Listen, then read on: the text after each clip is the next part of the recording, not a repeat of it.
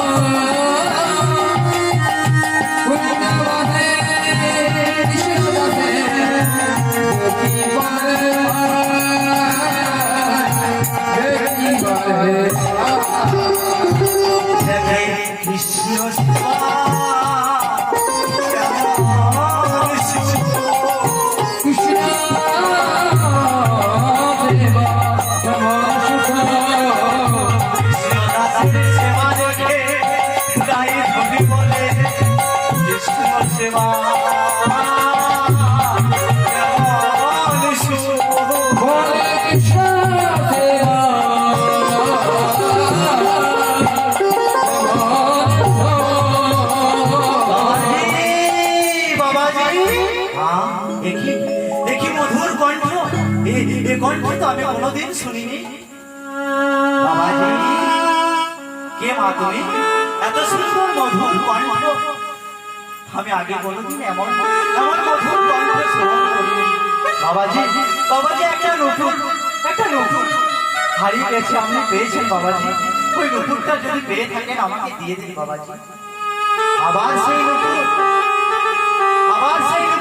হ্যাঁ, একটা নতুন আমি পেয়েছি। তাহলে কি করে জানলাম যে এই নুপুরটা তোমারই নুপুর? বাবাজি, বাবাজি, আমার বাম পায়ে এক পায়ে নুপুর আছে আর এক পায়ে নুপুর নেই। আপনি দেখুন বাবাজি, ওই নুপুরের সাথে আমার এই পায়ের নুপুর আর আমার হাতের নুপুর মিলিয়ে দেখুন। যদি দুটি নুপুর এক হয়ে যায় তাহলেই আপনি না হয় আমার নুপুরটা দেবেন। বাবাজি তখন ভেবে বলে, এটা তো ভালো কথা বটে।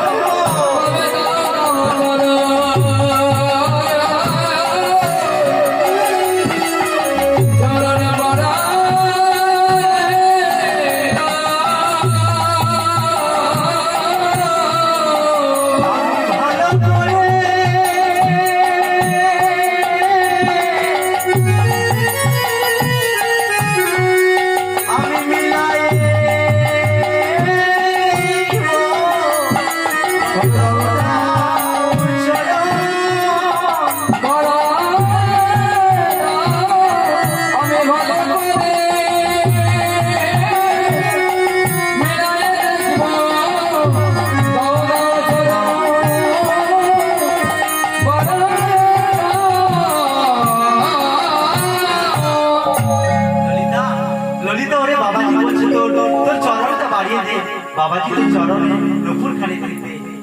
রাধানে বলছি, ললিতা তুই সকাল থেকে দেখছি বাবাজি এই কথা বলছিস, আর বললি নুপুর দে, নুপুর দিলাম। নুপুর আমি তো না হয় দিচ্ছি, কিন্তু আবার বলছিস যে চরণটা বাড়ায় দিতে। ওরে ললিতা, আমার চরণে যোগী মুনি ঋষি কেউ কোনোদিন দর্শন করেনি, আর তুই বলছিস কৃষ্ণদাসকে চরণ দেখাতে। ললিতা বলল, রাই বৃন্দাবনে তুই কৃষ্ণকে তো কত ভোলাস, এবার কৃষ্ণ দাসকে ভোলা দেখি। রাধারানী বলছেন, ললিতা তুই যখন বলছিস তখন আমি চরণ দেখাচ্ছি। তাই রাধারানী এবার কি করছে না, যেই না চরণটা বাড়িয়ে দিয়েছে, অগ্নি দেখছে রাধারানীর চরণে রাধারানীর চরণে 8টি চিহ্ন, আর সেই 8টি চিহ্ন দর্শন করে কি করছে না, এই তো রাধারানীর চরণ, এই তো রাধারানীর চরণ বলেছে, আছাড় খেয়ে লুকিয়ে পড়লো রাধারানীর চরণ। রাধারানী তবে দেখাও তোমার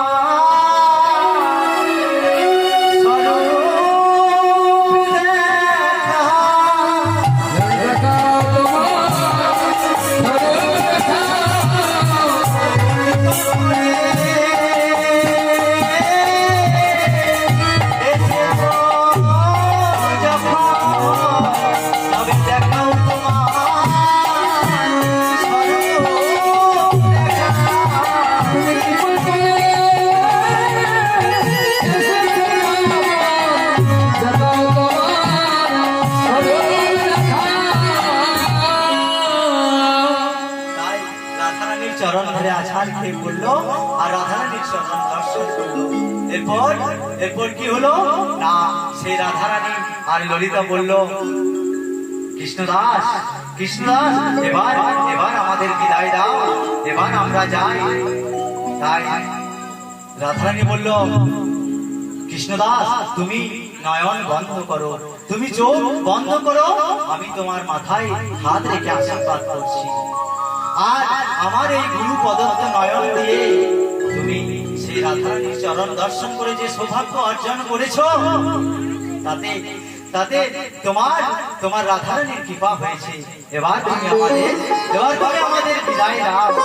তাই যেই না কৃষ্ণদাসের মাথায় হাত রেখেছে, অমনি চোখ বন্ধ করার পর আর চোখ যেমনি না খুলেছে, অমনি দেখছে রাধারানী আর রাধারানী নেই। তাই কৃষ্ণদাস কি করলো না, রাধে তুমি কোথায়, এই বলে চিৎকার করতে লাগলো। আর এদিকে কি হলো না, রাধারানী সেই কৃষ্ণদাসকে কি করেছিল না, সেই নুপুরের একটি তিলক রচনা করে দিয়ে গিয়েছিল। বাবা সেই তিলক রচনা করে দিয়ে গিয়েছিল, যে তিলকটার নাম নুপুর তিলক। সেই রাধারানীর কৃপার ফলে একটা তিলক রচনা হয়েছিল, সেটা নুপুর তিলক নামে পরিচিত। তাই সেই হৃদয়ানন্দ শুনতে পেয়েছে যে কৃষ্ণদাস আপনার শিষ্যত্ব ভুলে গিয়ে সে বৃন্দাবনে এক গুরুর কাছে দীক্ষিত হয়ে সেই এক উদ্ভট তিলক রচনা করেছে, আপনার সব তিলক মুছে দিয়েছে। তাই হৃদয়ানন্দ ছুটতে কৃষ্ণদাস বলে, কৃষ্ণদাস বলি ছুটি যা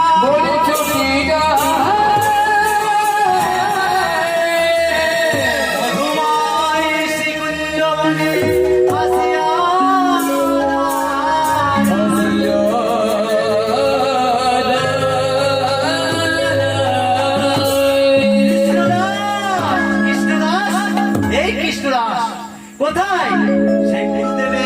সেই গুরুদেবের ডাক শুনে কৃষ্ণদাস বেরিয়ে এলো। ওরে পাপাচারী নরকের কি, এই তিলক তুই কোথায় পেয়েছিস? গুরুদেব আপনার কৃপায় এই স্বয়ং রাধারানীর প্রকাশ। এই রাধারানী আমাকে কৃপা করে এই তিলক রচনা করে দিয়েছে।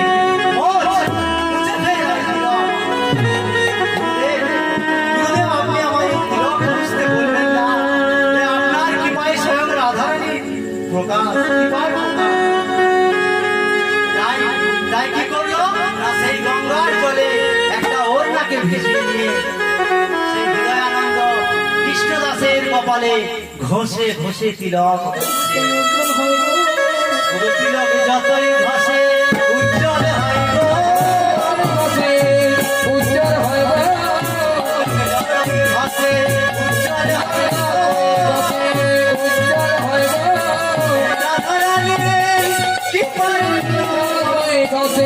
উজ্জ্বল হয় গো,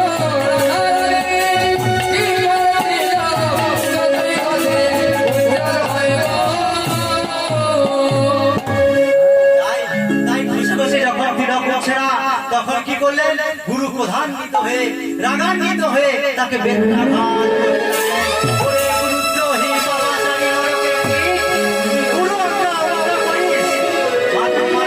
মারতে দুঃখী হতই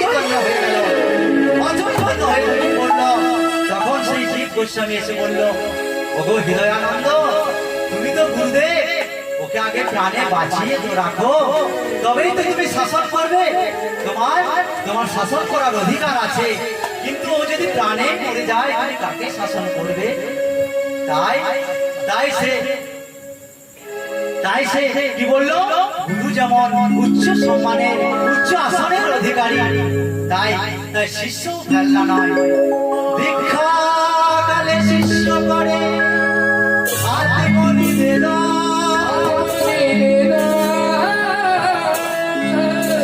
আর সেই কালে শিষ্য হয়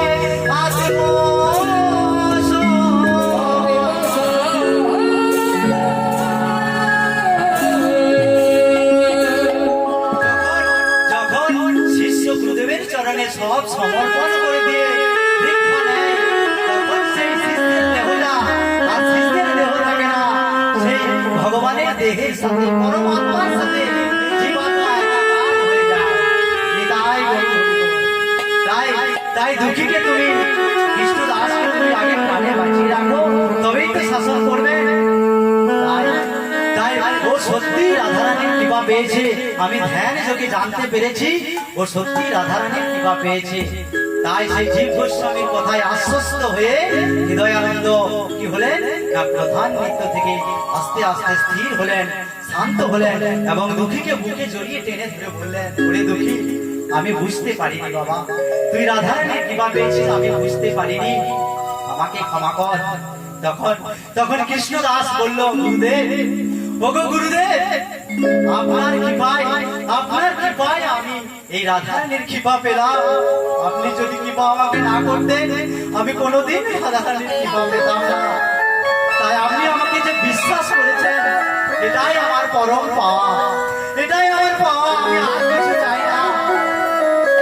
কারণ যে জন গুরু আশ্রয় করে ভজন করে তিনি তো কৃষ্ণ চরণ লাভ করেন। তাই সেই জীব গোস্বামীর কথায় আশ্বস্ত হয়ে কি করলেন, দুঃখীকে সেবা শুশ্রূষা করে তার সমস্ত ব্যথা দূর হয়ে গেল। আর দুই দিকে দুই গুরুদেব দাঁড়ালো, একদিকে জীব গোস্বামী আর একদিকে সেই হৃদয় চৈতন্য ঠাকুর। আর মাঝখানে কি করলো না, সেই শিষ্যকে দাঁড় করালো। দুই দিকে দুই গুরুদেব আর মাঝখানে শিষ্য, আর সব প্রাণ ভরে গাইতে লাগলো, জয় জয় শ্যামানন্দ, জয় রসিকানন্দ, জয় জয় সর্বানন্দ, জয় শিবানন্দ, জয় জয় সর্বানন্দ, জয় শিবানন্দ, জীবনে জীবনে পরমানন্দ,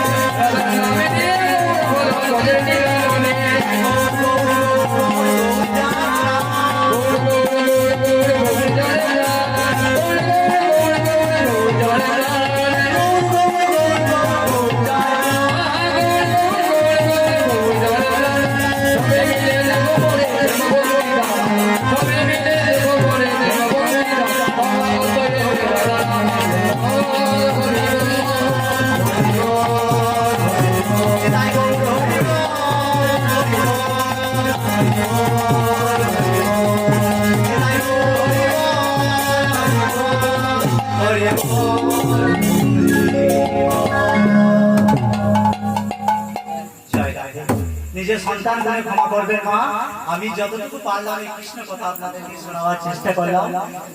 হরে কৃষ্ণ, জয় জয়। ওই প্রণাম কর, ওই প্রণাম কর, প্রণাম কর।